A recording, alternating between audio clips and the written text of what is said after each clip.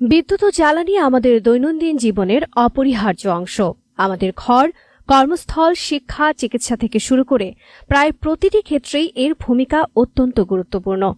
কিন্তু অপ্রয়োজনীয় ও অসচেতন ব্যবহারের কারণে আমরা প্রতিনিয়ত বিদ্যুৎ ও জ্বালানির অপচয় করছি, যা শুধু ব্যক্তিগত খরচই বাড়ায় না, দেশের অর্থনীতি ও পরিবেশের উপরও বড় চাপ সৃষ্টি করে। অনেক সময় আমরা না বুঝেই অপচয়ের অংশ হয়ে যাই। খালি ঘরে লাইট বা ফ্যান চালু রাখা, প্রয়োজনের অতিরিক্ত এসি ব্যবহার করা কিংবা অপ্রয়োজনীয় বৈদ্যুতিক যন্ত্র চালু রাখা এসবই বিদ্যুৎ অপচয়ের বড় কারণ। বর্তমান বৈশ্বিক পরিস্থিতিও আমাদের আরও বেশি সতর্ক হওয়ার বার্তা দিচ্ছে। মধ্যপ্রাচ্যের যুদ্ধ পরিস্থিতি সারা বিশ্বে জ্বালানির সংকট তৈরি করতে পারে। এই বাস্তবতা উপলব্ধি করেই মাননীয় প্রধানমন্ত্রী তারেক রহমান আগাম প্রস্তুতি নেওয়ার আহ্বান জানিয়েছেন। তিনি সবাইকে বিদ্যুৎ ও জ্বালানি ব্যবহারে আরও সচেতন ও সাশ্রয়ী হওয়ার পরামর্শ দিয়েছেন। মাননীয় প্রধানমন্ত্রী শুধু আহ্বানই জানাননি, তিনি নিজে তা অনুসরণও করেছেন।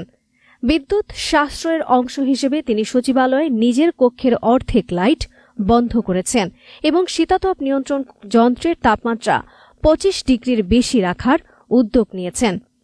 তিনি সকল মন্ত্রণালয়, অফিস, আদালত ও প্রতিষ্ঠানের প্রতি বিদ্যুৎ ব্যবহারের সংযত ও সাশ্রয়ী হওয়ার আহ্বান জানিয়েছেন।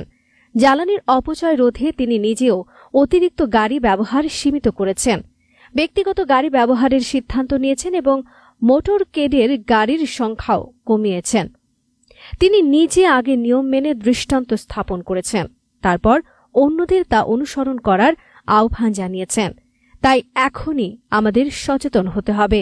দিনের বেলায় যতটা সম্ভব প্রাকৃতিক আলো ব্যবহার করতে হবে, অপ্রয়োজনীয় লাইট বন্ধ রাখতে হবে এবং কক্ষ ত্যাগ করার সময় লাইট, ফ্যান ও অন্যান্য বৈদ্যুতিক যন্ত্র অবশ্যই বন্ধ করতে হবে।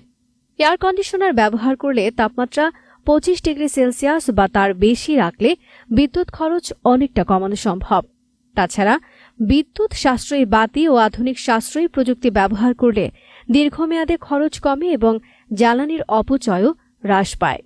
জ্বালানি সাশ্রয়ের ক্ষেত্রেও আমাদের দায়িত্বশীল হতে হবে। অপ্রয়োজনীয় গাড়ি ব্যবহার কমাতে হবে এবং সম্ভব হলে গণপরিবহন ব্যবহারে উৎসাহিত হতে হবে। সামান্য সচেতনতা, ছোট ছোট অভ্যাসের পরিবর্তন এবং দায়িত্বশীল ব্যবহার আমাদের জীবনে বড় পরিবর্তন আনতে পারে।